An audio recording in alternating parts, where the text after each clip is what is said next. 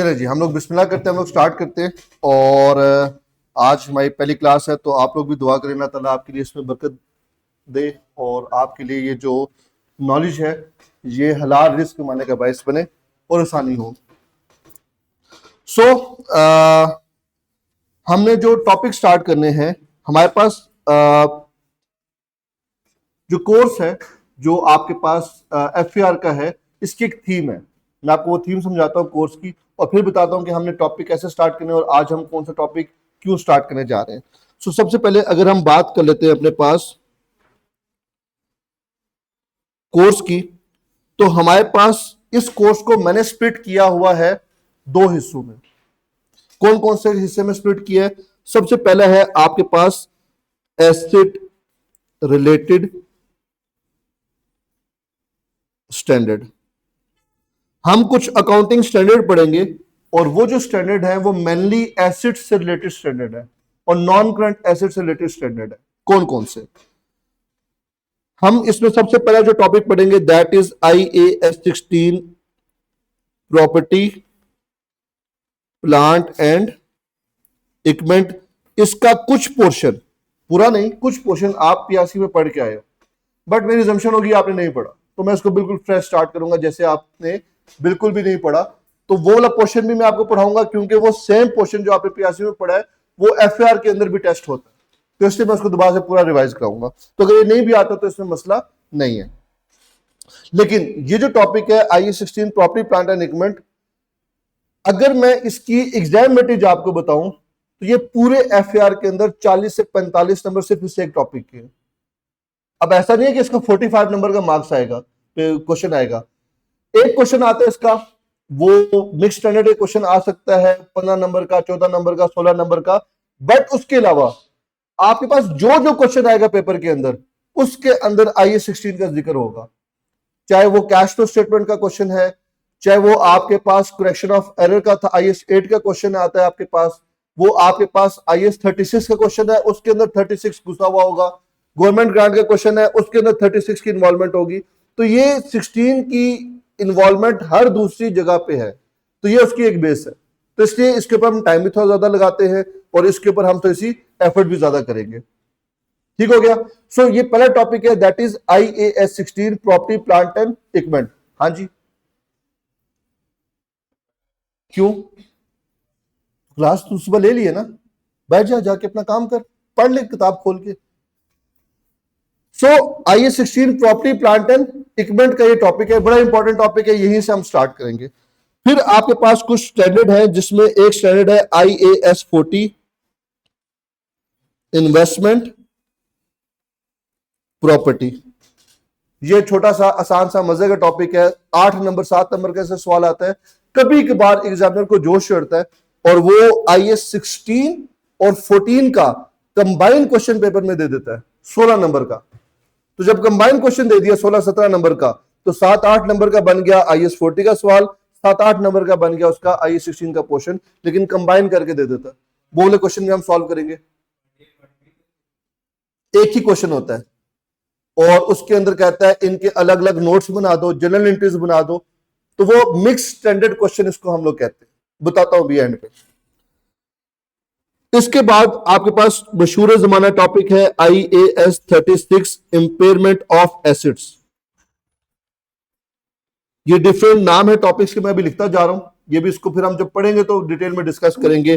फिर एक और टॉपिक है that is IAS 20 government assistance and government की ग्रांट। सब्सिडी का नाम सुना होगा आपने, grant subsidy. Government of Pakistan लगता नहीं है हमें, हम तो कहते हैं कि जी हमसे पैसे लूट रहे हैं, लेकिन यस बहुत सी जगहों पे वो सब्सिडी देती है। अब वो किसको देती है सब्सिडी, वो अलग बहस है, वो हम सारा डिस्कस करेंगे। गवर्नमेंट ग्रांट क्या होती है, सब्सिडी क्या होती है, जो बड़ी बड़ी कंपनीज हैं उनको गवर्नमेंट कैसे फैसिलिटेट करती है, उनको फ्री ऑफ कॉस्ट कुछ एसेट मिल जाते हैं या उनको उन एसेट्स को खरीदने के लिए पैसे दे दिए जाते हैं। ये एक बहुत लंबी कहानी है। स्टैंडर्ड बहुत सिंपल सा है, आसान सा है, बट आपके अंडरस्टैंडिंग लेवल से बड़ा अच्छा इंप्रूव हो जाएगा। फिर एक और स्टैंडर्ड है IAS 23 that is borrowing cost. तो एफएआर के अंदर जो एसेट रिलेटेड स्टैंडर्ड थे उसमें ये 5 टॉपिक हुआ करते थे शुरू से। पिछली अटेम्प्ट में उसने इसमें 2-3 टॉपिक एफआर2 से, जिसको कॉर्पोरेट रिपोर्टिंग कहते हैं, वो उठा के यहां पे रख दिए, फिर उठा के कुछ अब वापस लेके चला गया। सो IS 38 एक और स्टैंडर्ड था इंटेंजिबल एसेट का, वो एफआर में आया था। इस अटेम्प्ट के स्टार्ट होने से पहले 3 हफ्ते पहले उसने नोटिफिकेशन इशू किया कि नहीं, वो वापस चला गया वहां पे। सो अब एक स्टैंडर्ड है, छोटा सा स्टैंडर्ड है, ये हार्डली 2 दिन में खत्म हो जाता है, IAS 41 एग्रीकल्चर। ये अभी इसमें शामिल है आपका एफआर में। पहले ये कॉर्पोरेट रिपोर्टिंग होता था, लेकिन बड़ा आसान सा छोटा सा स्टैंडर्ड है, 2 दिन में आराम से विद क्वेश्चंस खत्म हो जाता है, इसमें कोई लंबी चौड़ी बात नहीं है। सो एसिड रिलेटेड स्टैंडर्ड के अंदर ये आपके पास 6 डिफरेंट स्टैंडर्ड्स हैं जो हमने पढ़ने हैं। इसकी एग्जाम वेटेज की अगर मैं बात करूं तो इसकी जो एग्जाम वेटेज है वो अप्रोक्सीमेटली 35 to 37 मार्क्स की इसकी एग्जाम वेटेज है। इसमें से आपके पास एक लॉन्ग क्वेश्चन आएगा, और ये जो लॉन्ग क्वेश्चन होता है इसको हम लोग बोलेंगे मिक्स स्टैंडर्ड क्वेश्चन। ये 17 to 18 मार्क्स का ऑन एवरेज होता है आपके पास। ये कम से कम 17, 18 या 19 नंबर का एक सवाल होता है। मिक्स स्टैंडर्ड क्वेश्चन का मतलब क्या है? मिक्स स्टैंडर्ड क्वेश्चन का मतलब ये है कि वो IS 16, IS 40, IS 36 3 टॉपिक्स को मिला के एक क्वेश्चन बनाएगा और कहेगा सॉल्व करो। अलग अलग पार्ट्स नहीं होंगे, ये एक ही सवाल होगा, इसको as a single question solve करना होगा। अब लेट से उसने कोई से भी 3 टॉपिक, उसकी मर्जी है, कोई से भी 3 टॉपिक मिला के एक सवाल बना दिया। उसके बाद जो टॉपिक बचे, इनमें से वो क्या काम करता है, वो 2 शॉर्ट क्वेश्चंस देता है। पहले एक शॉर्ट क्वेश्चन होता था, अब 2 शॉर्ट क्वेश्चंस देता है। ये तकरीबन 8 मार्क्स ऑन एवरेज ईच के होते हैं। तो 8 और 8 16,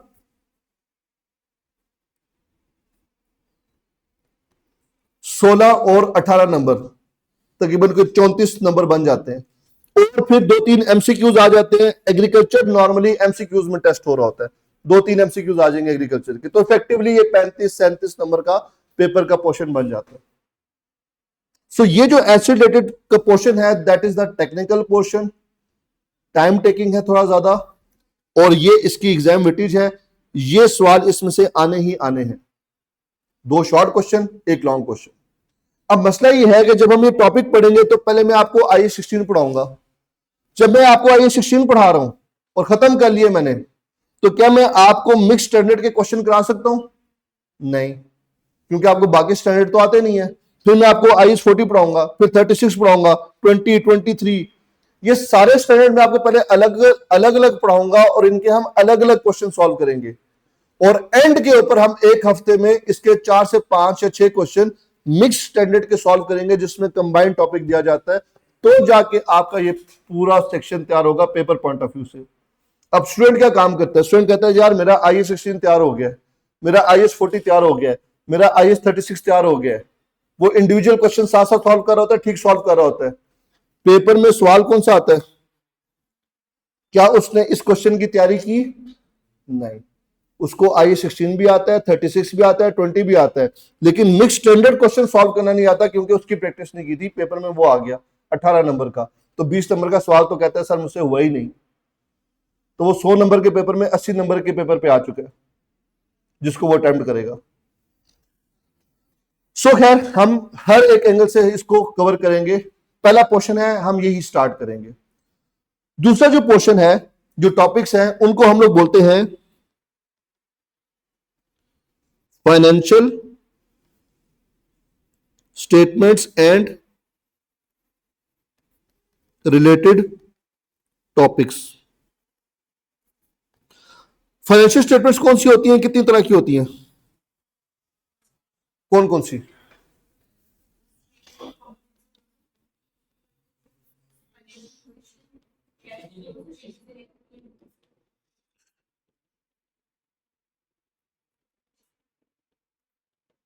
ये टॉपिक कॉर्पोरेट रिपोर्टिंग में हुआ करता था। पिछली अटेम्प्ट में इसको उठा के आपको लेके आ गया है एफआर के अंदर।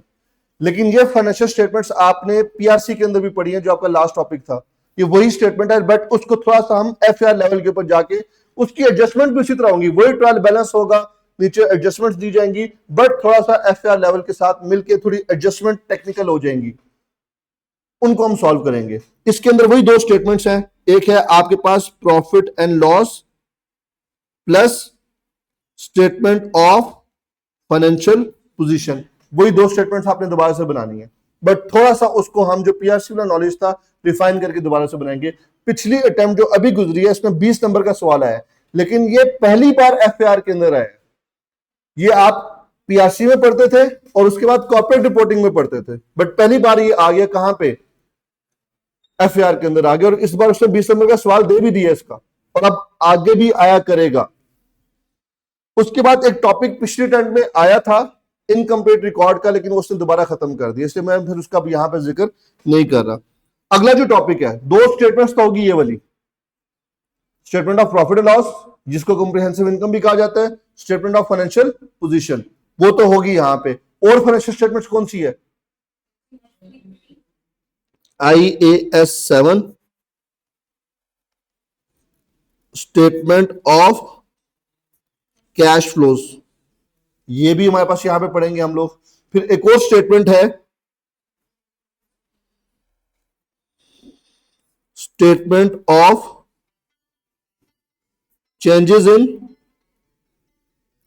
इक्विटी। तो जो statement of changes in equity है ये हम बनेंगे यहां पे बनाएंगे, किसी भी एक कंपनी की इक्विटी में क्या होता है उसकी स्टेटमेंट कैसे बनी जाती है।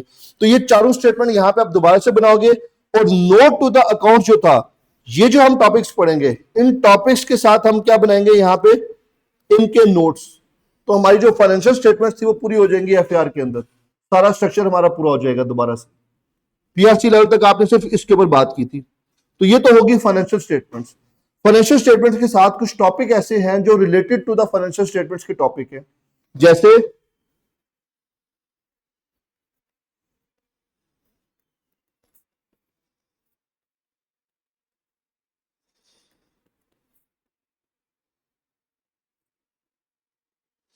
इंटरप्रिटेशन ऑफ फाइनेंशियल स्टेटमेंट्स, जिसके लिए एक लोकल नाम यूज किया जाता है, दैट इज रेशियो एनालिसिस। तो फाइनेंशियल स्टेटमेंट्स की ही इंटरप्रिटेशन है, तो ये भी relating to the financial statements topic ही है। फिर एक और टॉपिक है दैट इज IAS 8, इसके अंदर है आपके पास accounting policy, change in estimate and prior period errors. आप इसे कितने लोग ऐसे हैं जो करेक्शन ऑफ एरर पढ़ के आए हुए हैं, सारे पढ़ के आए हुए ना। वो जो करेक्शन ऑफ एरर थे, अगर किसी ने मेरी से क्लास लिया तो उसमें मैंने एक्सप्लेन किया था कि वो करंट पीरियड एरर है जो इस साल हुए हमें पता चल गए। तो कुछ ऐसे गलतियां जो आपने माजी में की थी 3 साल पहले, 4 साल पहले, 5 साल पहले, वो आज पता चल रही है।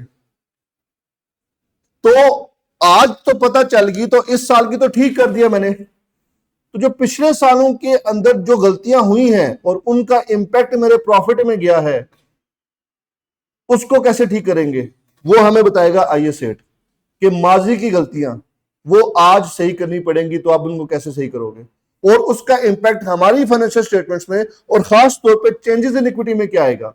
पेपर के अंदर वो चेंजेस इन इक्विटी और IAS 8 को कंबाइन करके एक सवाल बना के देता है लॉन्ग में, जो इस दफा भी आया था 18 नंबर का। उसने इन दो टॉपिक्स को कंबाइन किया और एक सवाल बना दिया, क्योंकि जो प्रायर पीरियड एरर का इंपैक्ट है ये हमने रिटेन अर्निंग में शो करना होता है जो चेंजेस इन इक्विटी में आती है। सो इसका मतलब ये हुआ कि जब हम ये टॉपिक पढ़ेंगे तो पहले मैं आपको पढ़ाऊंगा चेंजेस इन इक्विटी और उसके बाद मैं आपको पढ़ाऊंगा IAS 8। तो पहले इनके अलग अलग क्वेश्चन सॉल्व करेंगे, फिर इनके कंबाइंड क्वेश्चन सॉल्व करेंगे। उसके बाद आप एग्जाम में जाओगे तो आपको टेंशन नहीं होगी, क्योंकि उसी तरह का सवाल पेपर में प्रैक्टिस होकर टेस्ट होकर आ रहा होगा। तो ये समझना जरूरी है कि एग्जामिनर ने किन टॉपिक्स को आपस में रिलेट करना है और पेपर किस हिसाब से देना है, ताकि हम उसकी भी तैयारी करें। कैश फ्लो का एक सेपरेट क्वेश्चन आता है, फाइनेंशियल स्टेटमेंट्स का सेपरेट क्वेश्चन आ रहा होता है, रेशियो एनालिसिस 7-8 नंबर का सेपरेट क्वेश्चन भी आ रहा होता है। इसके अंदर मसले मसाइल नहीं होते। इसके अंदर फिर एक थ्योरेटिकल पोर्शन भी है जिसको आप लोग बोलते हो कंसेप्चुअल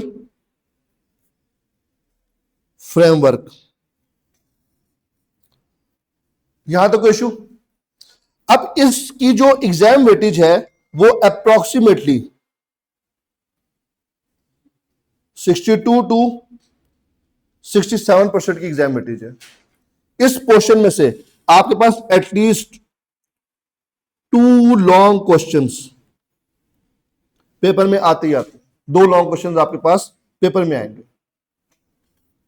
अब वो लॉन्ग क्वेश्चन अगर उसने यहां पे आपके पास प्रिपरेशन ऑफ फाइनेंशियल स्टेटमेंट्स दे दिया तो एक लॉन्ग ये हो जाएगा, और दूसरा लॉन्ग उसने इनको मिला के दे दिया। इसके साथ एक और टॉपिक है financial statements of not for profit organisation, NPO भी कहा जाता है। इसमें से आपके पास आए 2 शॉर्ट क्वेश्चन और इसमें से आपके पास कम से कम 2 लॉन्ग है और 2 ही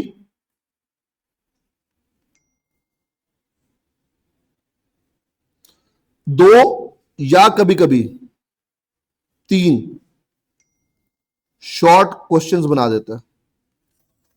अब एनपीओ का कभी शॉर्ट क्वेश्चन बन जाएगा, कभी आपके पास रेशियोज का शॉर्ट क्वेश्चन बन जाएगा, कभी कैश फ्लो का शॉर्ट क्वेश्चन दे देता है, कभी कैश फ्लो का शॉर्ट क्वेश्चन देता है, कभी कैश फ्लो का लॉन्ग क्वेश्चन देता है। तो अगर कैश फ्लो 6-7 नंबर का आना है तो किस तरह का सवाल आना है, अगर कैश फ्लो का 17-18 नंबर का सवाल आना है तो किस तरह का सवाल आना है। दोनों तरह की प्रैक्टिस करके जानी है हमने, वो इसमें शफल करता रहता है। अस्सलाम वालेकुम। अच्छा जी, तो ये टॉपिक समझ आए आपको, पेपर का पैटर्न या क्वेश्चन समझ आ गया। ये जो मैंने 2 पोर्शंस बनाए मैं एग्जामिनर के या पास्ट पेपर के हिसाब से बनाए, किताब के हिसाब से नहीं बनाए। किताब में कोई टॉपिक पहले दिया हुआ, कोई बाद में दिया हुआ। मैंने इसको 2 हिस्सों में तोड़ दिया कि पहले हम लोग क्या काम करेंगे, पहले हम एसेट रिलेटेड स्टैंडर्ड्स हैं इनको पूरा करेंगे, और फिर हम कहां पे आएंगे, क्योंकि फाइनेंशियल स्टेटमेंट्स के टॉपिक जब आप सॉल्व कर रहे होगे तो इन फाइनेंशियल स्टेटमेंट्स के टॉपिक के अंदर इन एसेट्स की एडजस्टमेंट्स आया करेंगी। तो फाइनेंशियल स्टेटमेंट का टॉपिक आपको समझ ही तब आएगा जब आपने पहले एसेट रिलेटेड स्टैंडर्ड पढ़े हो, क्योंकि उनकी एडजस्टमेंट वहां पे जाके टेस्ट हो रही होंगी। तो ये लॉजिक, ये कहानी, ये रीजन समझ आ गई कि हम ये काम क्यों करने जा रहे हैं। स्टार्ट करूंगा मैं प्रॉपर्टी प्लांट एंड इक्विपमेंट से, उसके बाद मैं यहां पे कभी 36 पहले कराऊंगा, 40 बाद में कराऊंगा, उसकी भी एक फ्लो बना दूंगा आपका यहां पे। लेकिन किसी भी अकाउंटेंट का पाकिस्तान के अंदर, दुनिया के अंदर किसी भी अकाउंटेंट की जिंदगी का मकसद क्या है? फाइनेंशियल स्टेटमेंट्स बनाना, ये उसकी जिंदगी का मकसद है। तो हम जो भी टॉपिक पढ़ रहे हैं, मकसद क्या है? फाइनेंशियल स्टेटमेंट्स का एक पोर्शन पूरा हो सके। एक फाइनेंशियल स्टेटमेंट्स है, उसका फॉर्मेट हमें पता होना चाहिए। तो सबसे पहले जरूरी क्या है? फाइनेंशियल स्टेटमेंट्स का फॉर्मेट एक आपने बनाया हुआ है, जो आपने बनाया था पीआरसी के अंदर। मैं आज की क्लास में फॉर्मेट दोबारा से बनाने जा रहा हूं और फिर उसमें बताने जा रहा हूं कि हम इस फाइनेंशियल स्टेटमेंट्स का पहले कौन सा टॉपिक पूरा करने जा रहे हैं। क्लियर? हमें किसने कहा था फाइनेंशियल स्टेटमेंट्स बनाओ और कैसे बनाओ? ये कैसे बनाने वाला या फॉर्मेट क्या होना चाहिए, इसके बारे में हमें किसने गाइडलाइन दी थी? फाइनेंशियल स्टेटमेंट्स का फॉर्मेट बनाया हुआ ना आपने, तो वैसे ही क्यों बनता है? किसने कहा था ऐसे बनाओ?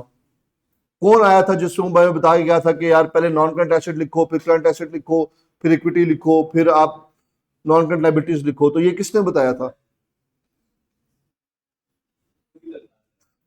ये हमें बताया था IAS 1, जो पहला टॉपिक था, पहला स्टैंडर्ड इशू हुआ था दुनिया के अंदर, इंटरनेशनल अकाउंटिंग स्टैंडर्ड 1। और इंटरनेशनल अकाउंटिंग स्टैंडर्ड 1 का नाम क्या था? Presentation of financial statements.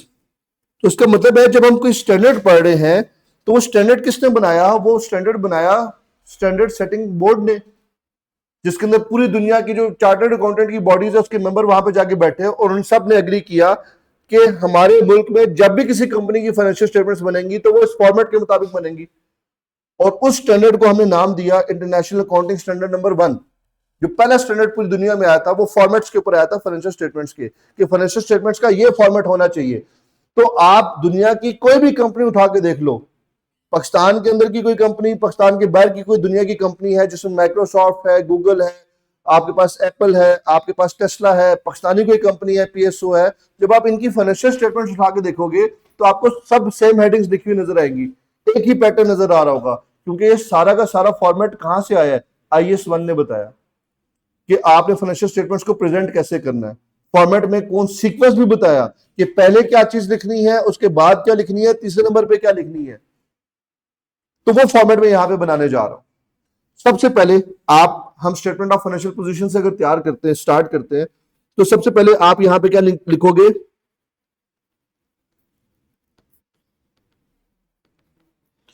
Business का नाम। बनाने क्या जा रहे हैं हम लोग, स्टेटमेंट ऑफ फाइनेंशियल पोजीशन। कब की बनाने जा रहे हो, एज एट 31 ऑफ दिसंबर 2025। यहां पे आप अपनी करेंसी मेंशन करोगे, रुपीज को राउंडिंग ऑफ मेंशन करोगे, अगर आपने उसको राउंड ऑफ किया हुआ है 1000 में या मिलियन में राउंड ऑफ कर सकते हो आप नॉर्मली फिगर्स को। और ये इसी तरीके से 3 लाइनों में आपने प्रेजेंट करना है, 7 करेंसी मेंशन करनी है। सबसे पहले आप क्या इंफॉर्मेशन प्रेजेंट करोगे, नॉन करंट एसेट्स। कौन से,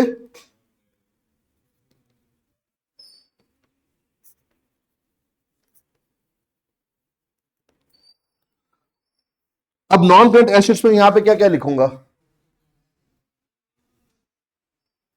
यहां पे आप land, building, plant, machinery, motor vehicle नहीं लिखोगे। यहां पे आप एक सिंगल हेड लिखोगे, अकाउंट हेड लिखोगे, and that account head will be property, plant and equipment. क्योंकि असूल ये है कि सबसे पहले टेंजिबल एसेट्स प्रेजेंट किए जाएंगे, फिर इंटेंजिबल एसेट्स प्रेजेंट किए जाएंगे, और तीसरे नंबर के ऊपर फाइनेंशियल एसेट्स प्रेजेंट किए जाएंगे। अब टेंजिबल एसेट्स में कौन से एसेट्स हैं, टेंजिबल एसेट्स के अंदर आपको 2 कैटेगरीज यहां पे लिखी हुई नजर आएंगी। The first one will be property, plant and equipment. दूसरे नंबर के ऊपर आपको यहां पे लिखी हुई नजर आएगी इन्वेस्टमेंट, प्रॉपर्टी। तीसरे नंबर के ऊपर आपको यहां पे लिखे हुए नजर आएंगे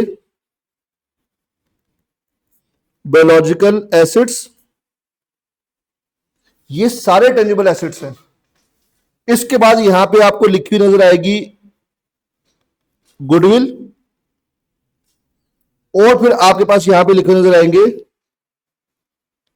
इनटेंजिबल एसिड्स, और लास्ट में आपके पास लिखे हुए नजर आएंगे फाइनेंशियल। सीक्वेंस भी IAS 1 ये कहता है कि आप ये फॉलो करोगे, और ये सारे के सारे आपके पास क्या कहलाएंगे, non current assets. Goodwill intangible asset है, लेकिन ये वाली कौन सी गुडविल है, ये परचेज गुडविल है, जो कि हमने कंसोलिडेशन कॉर्पोरेट रिपोर्टिंग में जाके पढ़नी है, और इसके ऊपर IAS 38 अप्लाई नहीं होता। और IAS 38 के अंदर जो गुडविल आती है उसको कभी हम अपनी बुक्स ऑफ अकाउंट्स में लिखते ही नहीं है, क्योंकि वो इंटरनली जनरेटेड है। उसकी कॉस्ट क्या है, मुनाबी की बुक्स में मुनाबी का नाम नहीं लिखा हुआ।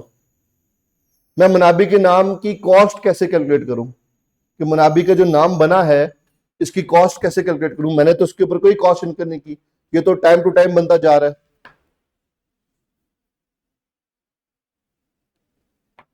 बात समझ आ गई।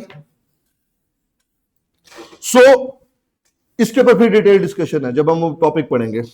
अब जैसे प्रॉपर्टी, प्लांट एंड इक्विपमेंट है, तो ये कौन सा टॉपिक है, IAS 16। इन्वेस्टमेंट प्रॉपर्टी कौन सा टॉपिक है, IAS 40। बायोलॉजिकल एसेट्स कौन सा टॉपिक है, IAS 41। गुडविल है, ये आप कंसोलिडेशन के साथ पढ़ोगे, IFRS है ये। इंटेंजिबल एसेट्स के ऊपर कौन सा टॉपिक है, IAS 38। फाइनेंशियल एसेट्स के ऊपर टॉपिक है IFRS 9। फिर इन टॉपिक्स के ऊपर देखो, ये जो टॉपिक है ना, ये वो टॉपिक है जो किसी एसिड से रिलेटेड है, किसी एसिड के ऊपर टॉपिक है। कुछ स्टैंडर्ड ऐसे हैं जो उन एसिड्स के अंदर एडजस्टमेंट सजेस्ट करते हैं कि जो एसिड था इसकी वैल्यू को कम कर दो, ज्यादा कर दो। जैसे कि IAS 36 ये काम करता है, इंपेयरमेंट, कि जो एसिड है इंपेयर हो गया तो इतने से वैल्यू कम करो। जो भी एसिड है, चाहे वो इन्वेस्टमेंट प्रॉपर्टी है कॉस्ट मॉडल वाली, चाहे वो प्रॉपर्टी प्लांट एंड इक्विपमेंट है, चाहे वो इंटेंजिबल एसेट है, चाहे वो फाइनेंशियल इंस्ट्रूमेंट है, उसको इंपेयर करना है तो ऐसे करोगे। IAS 23 बॉर्निंग कॉस्ट, अगर आप कोई भी एसेट कंस्ट्रक्ट कर रहे हो, लोन लेते हो, उसके ऊपर जो इंटरेस्ट होगा उस इंटरेस्ट को कैपिटलाइज करोगे एसेट की कॉस्ट में। अगर वो प्रॉपर्टी प्लांट एंड इक्विपमेंट वाला एसेट है तो उसमें कितनी कॉस्ट ऐड होगी, इन्वेस्टमेंट प्रॉपर्टी है उसमें कितनी कॉस्ट ऐड होगी, इनटेंजिबल एसेट है उसमें कितनी ऐड होगी। IAS 23 से वो इन सबको कवर करेगा। इसी तरह IAS 20 गवर्नमेंट ग्रांट, अगर आपको कोई tangible property plant and equipment government grant से मिला है उसको कैसे रिकॉर्ड करना है। कोई investment property, land free of cost land आपको सरकार ने दे दी जिसके ऊपर आप रेंटल इनकम कमा रहे हो, IAS 40 की एडजस्टमेंट आ जाएगी 20 की 40 के अंदर। आपके पास सरकार ने कोई बायोलॉजिकल एसिड दे दी है, खान साहब ने वो कहा था ना 6 मुर्गियां सबको फ्री में देंगे, वो बायोलॉजिकल एसिड है ना मुर्गियां, वो भी जाके पढ़ेंगे फार्म हाउसेज वगैरह की, तो वो फ्री ऑफ कॉस्ट दे दिए, वो भी गवर्नमेंट है, गवर्नमेंट ग्रांट है। कोई इंटेंजिबल एसेट है, कोई लाइसेंस दे दिया, कोई माइनिंग राइट्स दे दिए, तो ये आपके पास डिफरेंट एडजस्टमेंट्स वाले स्टैंडर्ड्स हैं। ये हमारा जो पोर्शन है जो हम अभी पढ़ने जा रहे हैं FAR के अंदर, ये मकसद है कि आपकी जब स्टेटमेंट ऑफ फाइनेंशियल पोजीशन बनाओगे तो उसका जो ये वाला पोर्शन है, ये पोर्शन सबसे ज्यादा इंपॉर्टेंट होता है किसी भी बिजनेस के लिए। और आपका जो कोर्स है वो डिजाइन इस तरह किया गया है। अब ये जो पोर्शन है ये आप पढ़ोगे कॉर्पोरेट रिपोर्टिंग में, ये भी कॉर्पोरेट रिपोर्टिंग में, ये भी कॉर्पोरेट रिपोर्टिंग में। ये आप अभी पढ़ने जा रहे हो FAR में, ये भी FAR में, ये भी FAR में, और इसकी जो एडजस्टमेंट स्टैंडर्ड्स हैं ये भी आप FAR में पढ़ोगे। सो उसका पर्पस ये था कि कैफ का स्टूडेंट जब फर्म में जाए, तो जब वो फर्म में जाएगा और जब वो आर्टिकल स्टार्ट करेगा, किसी कंपनी के क्लाइंट्स के ऊपर जाएगा, तो ये किसी भी कंपनी का जो मेन पोर्शन है which is the non current assets, ये उसको पूरा पता हो कि इसकी अकाउंटिंग कैसे होती है। ये एक पहला ऑब्जेक्टिव है आपके कैफ प्लस कॉर्पोरेट रिपोर्टिंग और FAR के कोर्स को डिजाइन करने का, और इसीलिए इसके हिसाब से वो टेस्टिंग कर रहा होता है। क्लियर? एसिड्स, नॉन करंट के बाद कौन से एसिड्स आते हैं?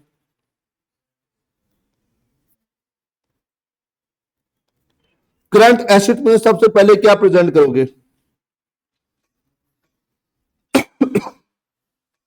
करंट एसेट्स में सबसे पहले, करंट एसेट्स में कौन कौन से एसेट्स आते हैं? Trade receivables, cash, bank, inventory, other receivables, prepayments, advances. Inventory, purchase.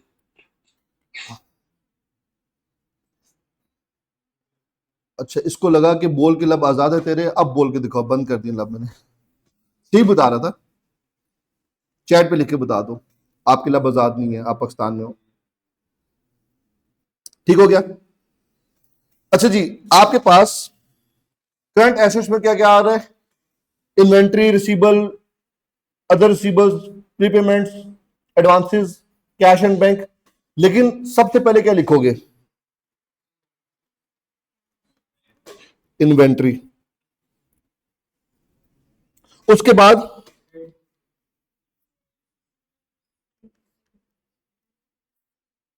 फिर उसके बाद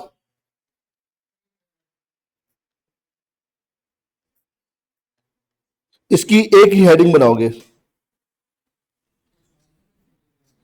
यहां पे ऐसा नहीं हो सकता कि प्रीपेड रेंट अलग से, प्रीपेड सैलरी अलग से, प्रीपेड यूटिलिटीज अलग से। एक ही कैटेगरी बनेगी, प्रीपेमेंट्स एंड अदर रिसीवेबल्स, और उसके अंदर सब कुछ लिखा जाएगा, एक सिंगल लाइन आइटम प्रेजेंट किया जाएगा। उसके बाद आपके पास यहां पे लिखा जाएगा कैश एंड बैंक बैलेंसेस। ये आपके पास क्या बन जाएंगे? Current assets. और इनको जब आप टोटल करोगे तो ये आपके पास क्या कराएंगे? Total assets.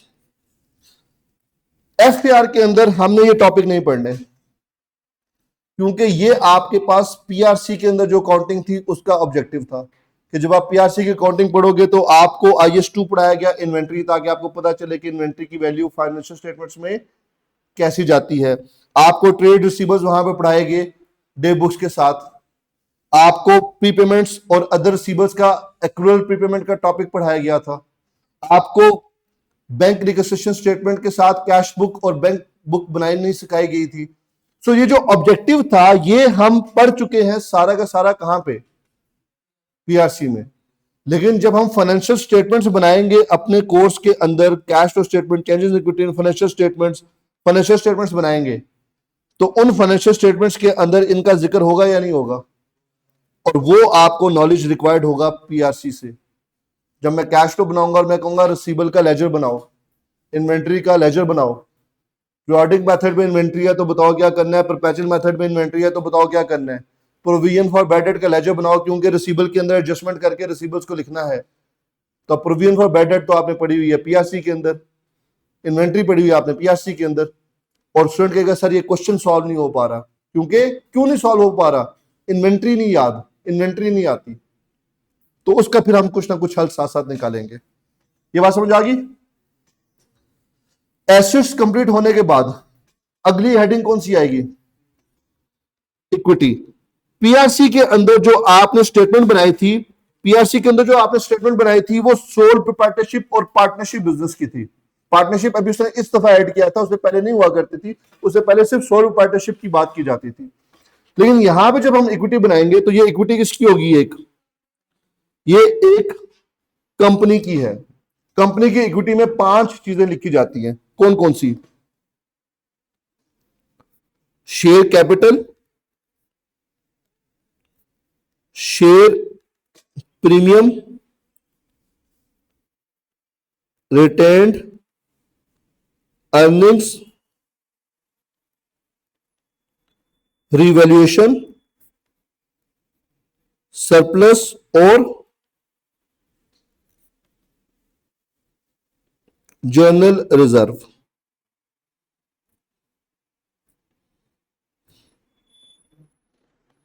ये 5 चीजें आपकी कहलाती हैं इक्विटी ऑफ अ कंपनी। और इसके ऊपर हमारे पास ये पूरा टॉपिक है statement of changes in equity. तो जब statement of changes in equity हम पढ़ेंगे अभी एफआर के अंदर, तो मेरा ये वाला जो पोर्शन है ये 100% कंप्लीट हो जाएगा। और इसी रिवैल्यूएशन सरप्लस के ऊपर थोड़ी सी बात IAS 16 में होगी, जो हम IAS 16 के साथ ही पढ़ लेंगे। क्लियर? और फिर लास्ट वाला जो पोर्शन है that would be liabilities,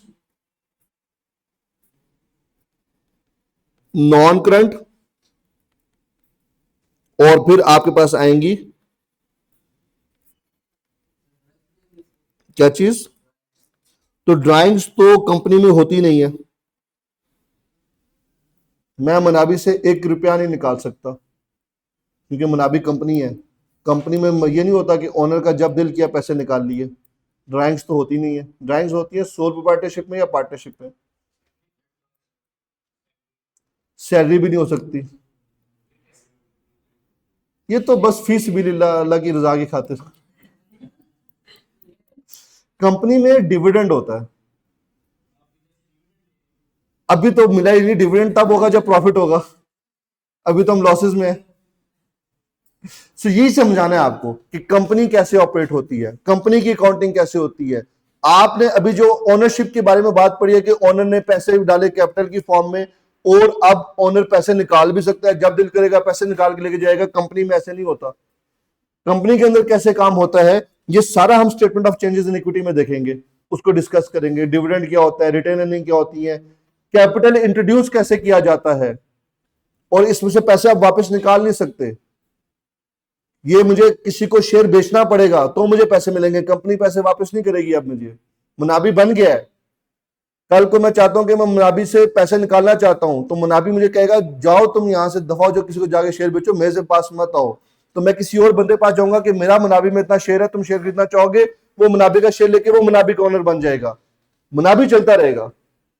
sole proprietorship में, पार्टनरशिप में ऐसे नहीं होता। सोल प्रोप्राइटरशिप में मैं अकेला ओनर हूं, मैंने कारोबार बनाया है, मैं जाऊंगा तो कारोबार खत्म हो जाएगा, क्योंकि वो मैंने बनाया, आइडेंटिटी वहां पे मेरी है। तो इसके कुछ लीगल कॉन्सिक्वेंसेस भी हैं जो आप बीएलडी के पेपर में पढ़ोगे, बिजनेस लॉ में और कंपनी लॉ में पढ़ोगे, और उसका जो अकाउंटिंग इंपैक्ट है वो मैं आपको यहाँ पे statement of changes in equity में पढ़ाऊंगा, तो उसके ऊपर हम डिटेल डिस्कशन करेंगे तब। अच्छा, तो ये भी पोर्शन हम एफआईआर लेवल पे डिस्कस कर लेंगे इक्विटी का। लायबिलिटीज के ऊपर बात एफआईआर लेवल पे ज्यादा नहीं है, लायबिलिटीज के ऊपर बात ज्यादातर चलती है थोड़ी सी जाके आपके पास कॉर्पोरेट रिपोर्टिंग के अंदर, जहां पे हम जिक्र करेंगे फाइनेंशियल लायबिलिटीज का। ये भी IFRS 9 ही है, ये आप कॉर्पोरेट रिपोर्टिंग में जाके पढ़ोगे। करंट लायबिलिटीज वो हैं जो आप पीआरसी के अंदर पढ़ के आए हो। कौन कौन सी आती हैं? सबसे पहले क्या लिखा जाएगा? ट्रेड पेबल्स, उसके बाद एक्रूअल्स एंड अदर पेबल्स, और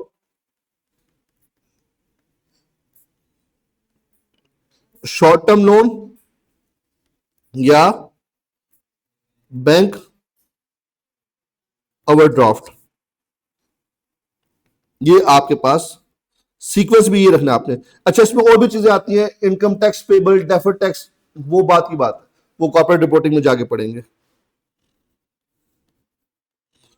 तो ये आता है आपके पास total assets, sorry total liabilities and equity. ये बात समझ आ गई? सो ये वाला जो पोर्शन है ये भी आपका पीआरसी के अंदर कवर किया गया था।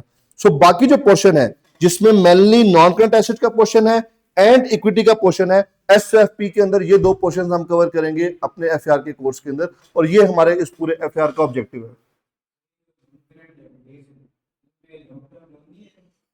फाइनेंशियल लायबिलिटीज के अंदर ही शामिल है वो भी, उसको फाइनेंशियल लायबिलिटी बोला जाता है, IFRS 9 अप्लाई होता है उसके ऊपर। लेकिन इसमें और भी चीजें आती हैं, वो फिर कॉर्पोरेट रिपोर्टिंग में स्टार्ट करेंगे और सीफैप में जाके ज्यादातर चीजें वो डिस्कस करेंगे। हाँ, सो ये है आपके पास स्टेटमेंट ऑफ फाइनेंशियल पोजीशन। तो स्टेटमेंट ऑफ फाइनेंशियल पोजीशन क्या कहती है? Total asset must be equal to, यानी कि assets must be equal to plus, ये हमने कहीं पे पढ़ा हुआ नहीं है, ये क्या है? अकाउंटिंग इक्वेशन है ना। तो जो स्टेटमेंट ऑफ फाइनेंशियल पोजीशन है that is a practical example of accounting equation, जो हमें लूका अंकल ने बताया था। Rights is equal to obligations, जिन्होंने हमें अकाउंटिंग बताई थी, तो उन्होंने ये बात की थी जिसकी प्रैक्टिकल एप्लीकेशन अब हमारे पास फाइनेंशियल स्टेटमेंट में स्टेटमेंट ऑफ फाइनेंशियल पोजीशन की फॉर्म में आती है। ये बात समझ आ गई? कल हम लोग स्टेटमेंट ऑफ कंप्रिहेंसिव इनकम का फॉर्मेट बनाएंगे, और साथ ही कल हम इंशाल्लाह स्टार्ट कर देंगे IAS 16 property plant and equipment. ये पहला टॉपिक है जो हमारा होगा स्टार्ट। कोई क्वेश्चन है तो पूछो। क्लियर?